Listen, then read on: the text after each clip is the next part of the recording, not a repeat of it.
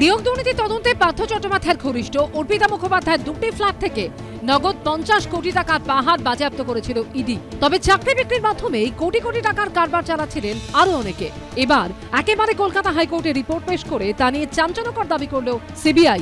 রিপোর্টে সিবিআই দাবি করেছে, তৃণমূল বিধায়ক ও প্রাথমিক শিক্ষা পর্ষদের প্রাক্তন সভাপতি মানিক ভট্টাচার্যের ঘনিষ্ঠ তাপস মণ্ডল 2016 থেকে 2022 সাল পর্যন্ত তার 8 জন এজেন্টের মাধ্যমে 141 জনের কাছ থেকে 4,12,85,000 টাকা তুলেছিলেন।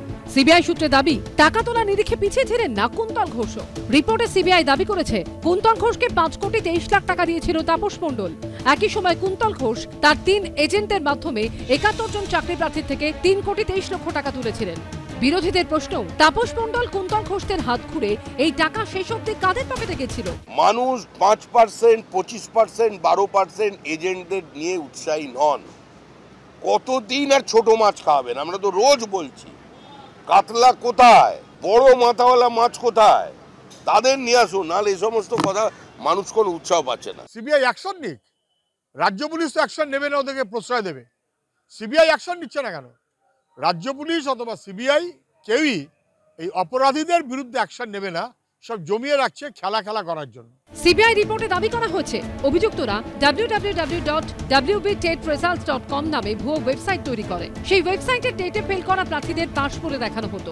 একেবারে অবিকল আসল ওয়েবসাইটের মতো দেখতে ছিল ওয়েবসাইটটি। অযোগ্য চাকরি প্রাপকদের ভুয়ো ইমেল আইডি থেকে মেল পাঠিয়ে ইন্টারভিউয়ের জন্য ডেকে পাঠানো হতো। 2017 সালে 752 জন চাকরি প্রার্থীর একটি তালিকা প্রকাশিত হয়। সেখানে তাদের উইথহেল্ড ক্যান্ডিডেটস বলে দেখানো হয়। এরা প্রত্যেকেই অযোগ্য প্রার্থী। এই 752 জনের মধ্যে 310 জনকে চাকরি দেয় প্রাথমিক শিক্ষা পর্ষদ। Trinamool Congress zero tolerance two corruption শুধু মুখে বলে না, কাজে করে দেখায়। তার জন্য স্বয়ং তৎকালীন শিক্ষামন্ত্রীকেও 6 দিনের মাথায় তার বিরুদ্ধে পদক্ষেপ নিয়ে তাকে সরকারি পদ থেকে এবং তাকে দলের পদ থেকে সরানো হয়েছে। ভারতবর্ষে আর কোনো রাজ্য দেখাতে পারবেন না যেখানে বিজেপির অভিযুক্ত নেতাদের বিরুদ্ধে তথ্য প্রমাণ থাকলে বিজেপির প্রশাসন তাদের বিরুদ্ধে ব্যবস্থা নেয়। মঙ্গলবার রিপোর্টের সঙ্গে চার্জশিটের কপিও যুক্ত করে সিবিআই। তদন্তে সিবিআই কি পেয়েছে তা উল্লেখ করা হয় রিপোর্টে। সৌভিক মজুমদার, সমীরণ পাল ও কৃষ্ণেন্দু অধিকারী রিপোর্ট, এবিপি আনন্দ।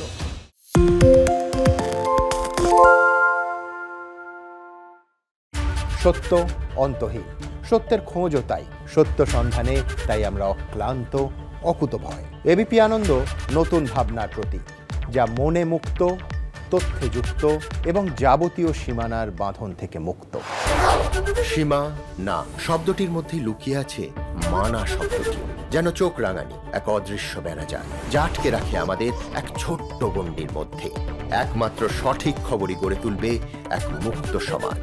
সেই জগৎ গড়ার লক্ষ্যে কোনো সীমানার ঠুকুটি আমরা মানব না।